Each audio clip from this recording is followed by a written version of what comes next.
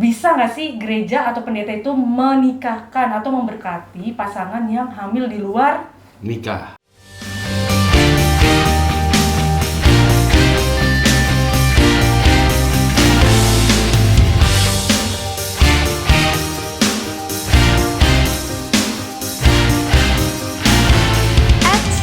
Sebelum lanjut nontonnya, jangan lupa untuk like, komen, dan subscribe. jangan lupa juga nyalain loncengnya. Selamat menonton.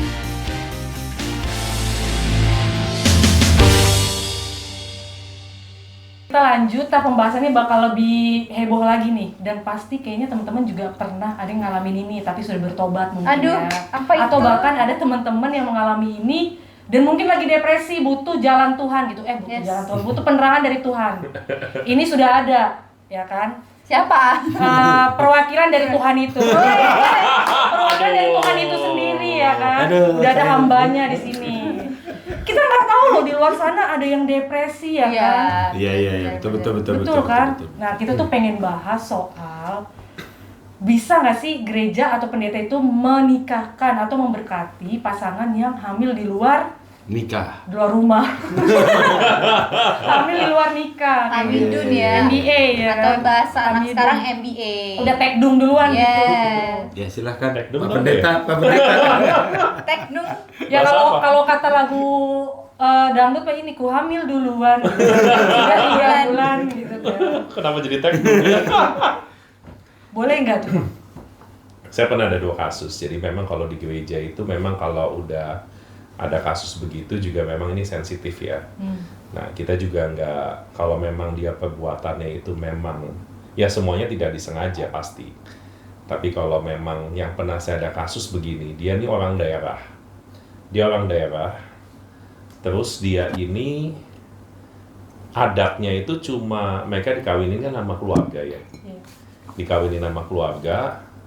Ya sudah, pokoknya kalau keluarga sudah oke, mereka udah ada acara hormat menghormati di daerah, nggak ada agama, pokoknya mereka begitu aja udah hormatin orang tua, udah masuk kamar, udah tidur bareng.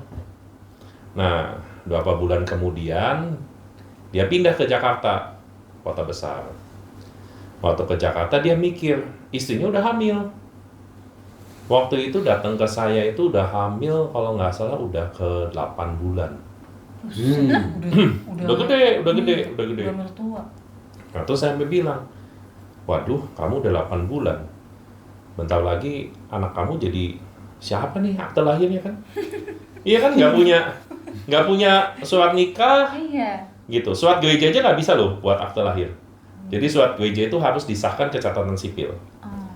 Jadi akhirnya waktu dia datang hari Minggu, waktu itu kita heboh nih, orang-orang pengerja heboh nih, gimana nih, nggak ada bimbingan konseling apa segala macem gitu kan.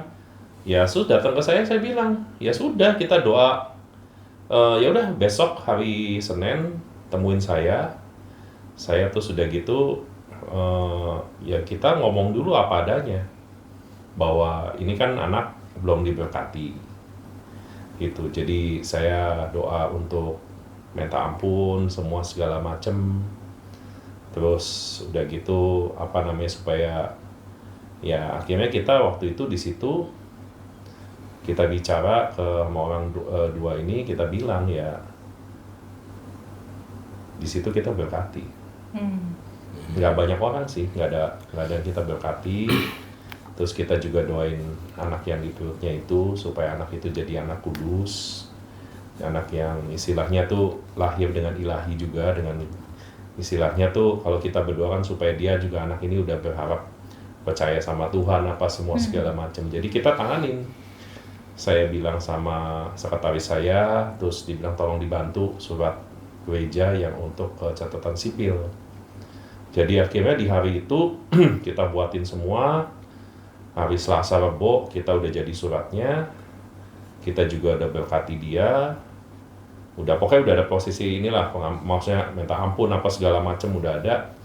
Terus Rebo dia masukin catatan sipil, dan puji Tuhannya 1 minggu sebelum lahiran surat catatan sipilnya jadi. Dan itu benar-benar buat saya tuh, aduh itu kayak orang tuanya tuh sampai apa ya, ini kedua mempelai ini sampai ngomong, aduh Tuhan terima kasih anak saya ini istilahnya tuh jadi punya akte yang sah. Gitu, kalau nggak kan ya anak tergantung-gantung kan gitu loh. Iya. Tapi ya saya jadi ikutin prosesi dulu. Tapi ada kasus lain juga yang maaf nih, ini sih ya nggak ada orang tua, nggak ada kayak tadi gitu ya. Ya pokoknya hubungan ya bukan kumpul-kumpul dari kemana, pokoknya udah begituan, udah MBA aja udah gitu, udah MBA. Ya sebetulnya gereja juga ya gimana ini kalau misalnya Tuhan Yesus sudah datang kan bukan untuk mencari orang yang nggak berdosa ya. Ya kita bimbing dia dulu, kita minta dia untuk minta ampun, kita terus sudah gitu bimbingin dia dulu semua segala macem gitu kan, bahwa ini dosa segala macem, terus ya terutama ya itu bayi yang di kandungan itu. Jadi kita minta blessing, kita berkati juga semuanya supaya istilahnya kutuk-kutuk yang nggak benar juga dipatahin semua. Pokoknya itu semua diberesin dulu semua. Nah setelah itu kita berkati dengan berkat Tuhan supaya pernikahannya itu tetap istilahnya tuh dalam anugerah Tuhan, terus anaknya juga bisa mengenal Tuhan semuanya. Jadi pada prinsipnya kalau saya ya banyak menangani orang yang di bawah. Ya kalau saya dengan kondisi orang di bawah begitu gimana ya, Tuhan Yesusnya dulu kan datang ke tempat orang berdosa, saya juga mikir bukan saya nggak mau berkatin karena itu gimana, cuma ya kita mesti buka mata bahwa ternyata lingkungan orang-orang begitu, kalau kenyataan seperti ini kita mesti bimbing dia dulu. Iya. Gitu. Gimana Bang Loy? Kalau menurut saya, ya gereja punya kewajiban dan ya memang harus menerima dan memberkati, tapi kita juga harus mengikuti, setiap gereja itu pasti punya aturan. Ya, ikutin. Aturan di gereja, setiap gereja pasti beda-beda aturannya. Tuh. Jadi seperti apapun aturan gereja, ya mesti diikutin. Iya. Gitu. Tapi sejauh ini saya belum ada menemukan gereja yang menolak pasangan yang mau diberkati sudah hamil bulan, belum ada sih. Belum ada. Pasti diterima. Tapi ya itu tadi, pasti mereka harus mengikuti aturan-aturan di gereja. Ya cuma memang kalau yang urgent tuh yang udah tinggal 8 bulan, tinggal sebentar lagi gitu ya. Bulan depan ya kita juga memikir gitu, panik juga, bingung juga gitu kan. Tapi ya waktu itu awal-awal lagi saya jadi pendeta, tiba-tiba ada kasus begitu gitu kan. Saya jadinya waktu itu sampai ngomong, gimana ya ini, bentar lagi brojol masa anaknya tanpa status gitu ya. Saya mikirnya gitu loh kan. Ya tapi puji Tuhan kita bisa tolongin dia, dan catatan sipilnya juga aduh luar biasa sekali.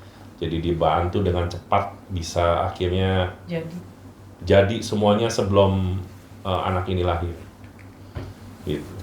Nah, mungkin ada nih jemaat YouTube ya kan, yang mungkin sampai sekarang tuh belum berani bilang orang tua.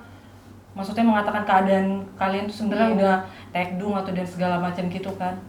Bahkan kalian juga masih tinggal satu rumah dan belum menikah sampai sekarang. Waduh, ada ya? Mungkin ada. Jadi kalau misalkan aku tarik kesimpulan dari Ko Henry sama Om Roy, apalagi tadi penekanan di Om Roy itu ya, dibilang belum ada gereja yang menolak menikahkan atau memberkati pasangan yang memang sudah hamil duluan kayak gitu. Jadi emang tetap sih sebenarnya anugerah Tuhan tuh pasti ada.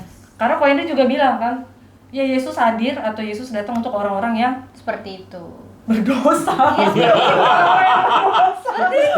Kalau orang MBA dong sih terlalu rendah. Iya. Yesus datang untuk orang berdosa.